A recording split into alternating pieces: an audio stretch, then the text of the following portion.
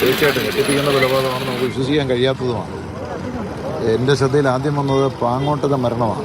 അവിടെ ഒരു സ്ത്രീ വീട്ടിൽ ഒറ്റയ്ക്കാണ് അവർ താമസം, നല്ല പ്രായാധിക്യമുള്ളതാണ്. അവർ മരിച്ചു കിടക്കുന്നതാണ്. ഞാൻ അവിടെ പോകുമ്പം പോലീസുണ്ട്. അപ്പോൾ ഈ കൊലപാതകം അറിഞ്ഞിരുന്നില്ല. ഞാൻ തിരികെ എൻ്റെ മറ്റു ചില ആവശ്യങ്ങളും കഴിഞ്ഞിട്ട് വരുന്ന വഴിക്കാണ് ഇപ്പോൾ ഇവിടുത്തെ പേരുമലത്തെ കൊലപാതകത്തെക്കുറിച്ച് അറിയുന്നത്.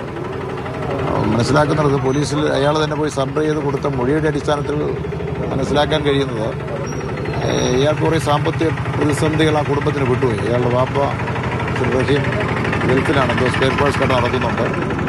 വലിയ സാമ്പത്തിക കുഴപ്പത്തിലായി. ഇവരിവിടെ നിന്നും ബന്ധുക്കളിൽ നിന്നും മറ്റുമൊക്കെ പണം ശേഖരിച്ച് അവിടെ അയച്ചിട്ടൊക്കെ ഉണ്ട്.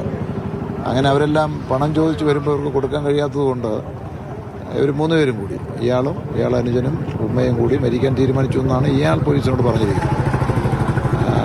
എന്നിട്ട് വിഷമൊക്കെ കഴിച്ച് മരിച്ചാൽ ആരെങ്കിലും സർവൈവ് ചെയ്തെങ്കിലോ എന്ന് സംശയം കൊണ്ട് ഇയാൾ ആ ദൗത്യം ഏറ്റെടുത്തു.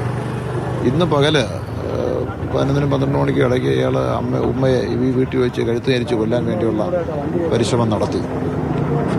പക്ഷെ അത് വിജയിക്കാത്തത് കൊണ്ട് പോയി ചുറ്റിക, വെഞ്ഞാറമൂട്ടിൽ പോയി ചുറ്റിക വാങ്ങിക്കൊണ്ടുവന്ന് തലക്കടിച്ച് കൊല്ലാൻ ശ്രമിക്കുകയാണ്. പക്ഷെ അത് കൊല്ലാൻ അയാൾ പറയുന്ന കാരണം ഈ സാമ്പത്തിക പ്രതിസന്ധിക്കിടയിൽ അവരുടെ ഒരു മാല ചോദിച്ചിട്ട് കൊടുത്തിട്ടില്ല.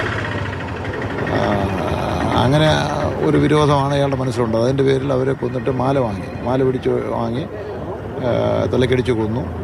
മാല കൊണ്ട് പണയം വെച്ച് പെട്രോളെല്ലാം അടിച്ചിട്ട് നേരെ ഇയാളുടെ വാപ്പയുടെ ജ്യേഷ്ഠൻ പൂനമേങ്ങ താമസിക്കുന്നു. മുരളി MLA യുടെ പ്രതികരണമാണ് കേൾക്കുന്നത്.